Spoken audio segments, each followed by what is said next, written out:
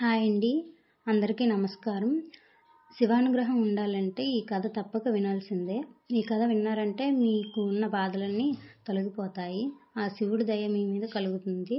ఈ కథ విన్న తర్వాత ఓం నమఃశివాయ అని కామెంట్ చేయండి. ఇంకా ఒక లైక్ చేసి నన్ను సపోర్ట్ చేయండి నా ఛానల్ని. పూర్వం ఒక ఊళ్ళో శివదేవుడు అనే గృహస్థుడుండేవాడు. అతడు మహాశివభక్తుడు. రోజు తమ ఊళ్ళో ఉన్న శివాలయానికి శివదేవుడు వెళ్ళేవాడు. ఒట్టి చేతులతో వెళ్లకుండా బాగా కాచి చల్లార్చిన కొంచెడు పాలు ఆలయానికి పట్టుకెళ్లేవాడు. శివుడికి వాటిని నైవేద్యంగా ఆరగింపు చేసేవాడు. అలా భక్తితో స్వామికి నమస్కరించి ఆపై పాలను ఇంటికి తీసుకెళ్లేవాడు. ఇలా పరమనిష్ఠతో ప్రతిదినం కొంచెడు పాలను శివుడికి ఆరగింపు చేసేవాడు. స్వామిని అర్చించేవాడు. ఉన్నట్టుండి ఒకనాడు శివదేవుడికి భార్యతో కలిసి పొరుగురికి వెళ్లాల్సిన పని పడింది. దాంతో తాను నిష్ఠగా చేసే శివపూజ, శివుడికి పాలను నివేదించే పని ఎలాగా అని ఆలోచించాడు.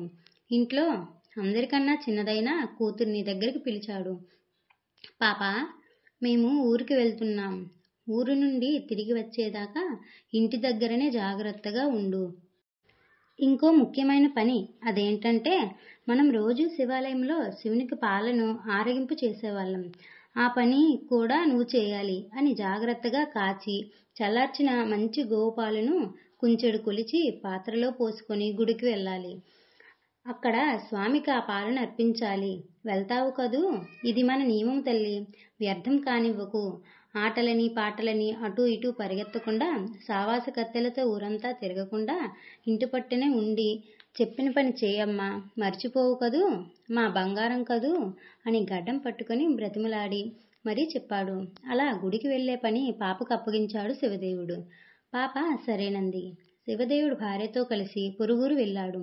మరుసటి రోజు పాప చాలా ఉత్సాహంగా ఉల్లాసంగా స్నానాదులు ముగించుకొని మంచి గోవు పాలను మరిగిగాచి చల్లార్చి సరిగ్గా కొంచెడు పాలు కొలుచుకొని గిన్నెలో పోసుకొని గిన్నె చేత పట్టుకొని తను కట్టుకున్న పలుచని కొంగును పాల మీద కప్పి సరాసరి గుడికి చేరింది.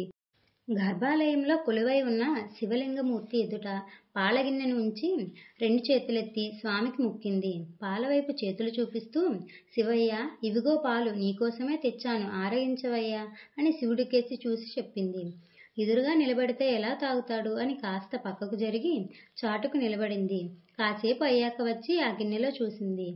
గిన్నెలో ఉన్న పాలవైపు విచిత్రంగా చూసింది. శివయ్య, పాలు తాగలేదా? నీకోసమే తెచ్చాను. త్రాగటానికి ఏమిటి ఇబ్బంది?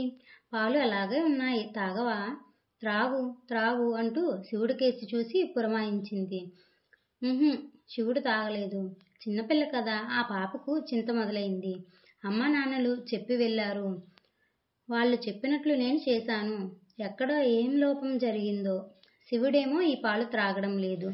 దాంతో పాపకు భయం పట్టుకుంది. శివుడు పాలు త్రాగకపోతే అమ్మా నాన్నలతో దెబ్బలు తినాల్సి వస్తుంది కదా. శివుడి వైపు దీనంగా చూస్తూ, పాలెందుకు తాగలేదు? తాగవయ్యా లింగమూర్తి అని ప్రాధేయపడింది.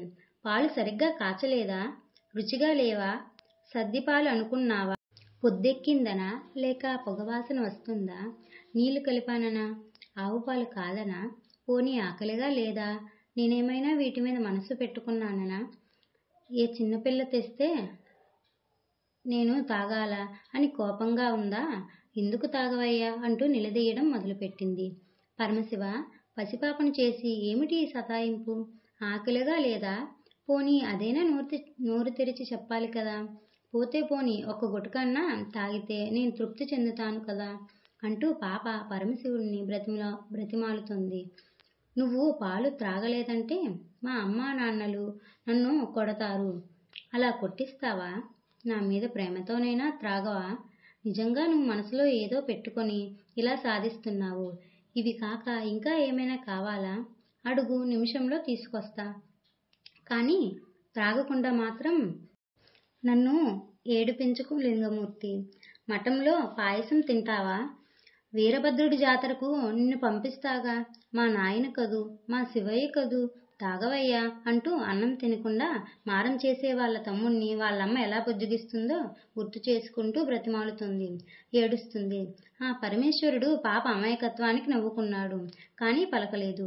ఇంకా ఏం చేస్తుందో అని చూస్తూ ఉన్నాడు. ఆ పరమ కరుణామూర్తి భక్తికి వశం కాకపోతాడా? అయినా పరీక్షిస్తూ ఉన్నాడు. పాప కిందపడి అల్లరి చేస్తూ గిలాగిలా కొట్టుకోసాగింది. ఈ శివుడు పాలు త్రాగమంటే బెల్లం కొట్టిన రాయిలా ఉన్నాడు. నాన్నగారు వస్తే నన్ను కోపగిస్తారు అని ఏడవసాగింది. స్వామి వైపు చూస్తూ, నువ్వు ఈ పాలు తాగలేదంటే నేనేదో పొరపాటు చేశానని మా వాళ్ళు నన్ను కొడతారు. నాన్నగారు పదే పదే చెప్పిన ఈ పనిలో ఆటంకం ఎదురైందని తెలిస్తే ఆయన చేతుల్లో చావడం ఖాయం. అంతకంటే ఇక్కడ నీ ముందే చావడం మేలు అని తలను శివలింగానికేసి బాదుకుంది. సర్వేశ్వరుడు ఒక్క క్షణం కూడా ఆగకుండా పాపను పట్టుకుని ఆపాడు. ఆ చిన్నారి ముందు చిద్విలాసంగా నిలబడ్డాడు. గిన్నెను తీసుకుని పాలన్నీ తాగేశాడు. పాప పరమ సంతోషంతో ఎగిరి గంతేసింది. శివుడు ప్రత్యక్షమయ్యాడు. కానీ ఆ రూపం అరుదైనది అని పాపకు తెలియదు. ఆయన దేవుడని పిలిస్తే పలుకుతాడు, పెట్టినవన్నీ తింటాడు, మన మాట వింటాడు అంటూ ఆనందించింది పాప. పాప తండ్రికి అనుకోకుండా ఒకరోజు ప్రయాణం కాస్త 4-5 రోజులైంది. పాప రోజు తానే పాలు తేవడం, శివుడికి నివేదించడం, అది శివుడికి నచ్చింది. ఇలా ప్రతిరోజు పాలు తేవడం, శివుడు త్రాగడం జరిగిపోతున్నాయి. ఒకరోజు ఊరెళ్ళిన తల్లిదండ్రులు తిరిగి వస్తున్నారు. ఆ సమయంలో పాప పాలను శివుడికి ఆరగింపు పెట్టి ఇంటికి వెళ్తూ ఉంది. అమ్మా నాన్నలను చూసి ఎగిరి గంతేసింది. ఇంతలో శివదేవుడు పాప చేతిలో పాలగిన్నెను చూశాడు. పాత్రలో పాలు లేవు. ఎక్కడికి వెళ్తున్నావు అని సందేహంగా అడిగాడు. పాప గుడిలో శివుడు పాలు త్రాగిన వ్యవహారం అంతా చెప్పింది. శివదేవుడు పాప మాటలు నమ్మలేదు. శివుడు పాలు త్రాగడమేంది? నువ్వు ఏదో అబద్ధం చెప్తున్నావు. శివుడి పేరు చెప్పి నువ్వే త్రాగేశావా? లేదా నిజం చెప్పు. శివుడికి నేను చేసే వ్రతాన్ని నేలపాలు చేశావు కదూ అంటూ ఆగ్రహంతో కూతుర్ని అనరాని మాటలన్నాడు. పాప ఎంత చెప్పినా పాప మాటలు నమ్మని శివదేవుడు మరునాడు పాప వెంట పరమేశ్వరుని మందిరానికి వెళ్లారు.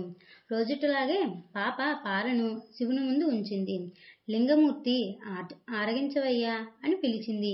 స్వామి పలకలేదు. అప్పుడు శివదేవుడికి పట్టరాని కోపం వచ్చింది. రోజు పాలు త్రాగే శివుడు ఇవాళ త్రాగలేదే, చూడను కూడా లేదు.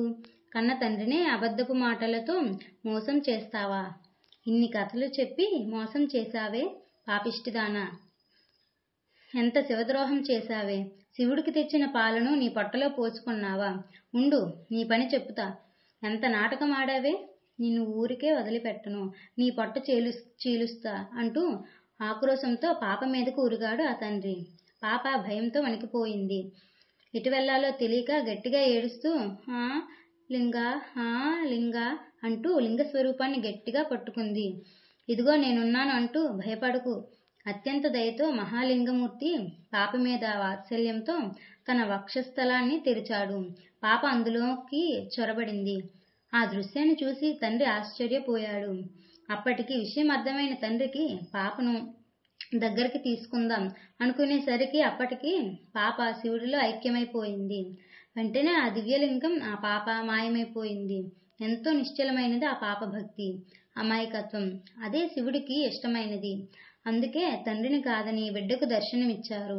తనలో ఐక్యం చేసుకున్నాడు. దానికి ఇంతకన్నా నిదర్శనం ఏముంది?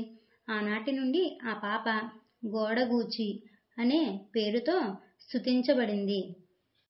శ్రీ శివదేవుని కథ సమాప్తం. దయచేసి సబ్స్క్రైబ్ చేసుకుని లైక్ చేసి కామెంట్ చేయడం మాత్రం మర్చిపోకండి. నా ఛానల్కి కొంచెం సపోర్ట్ చేయండి. ఓం నమః శివాయ.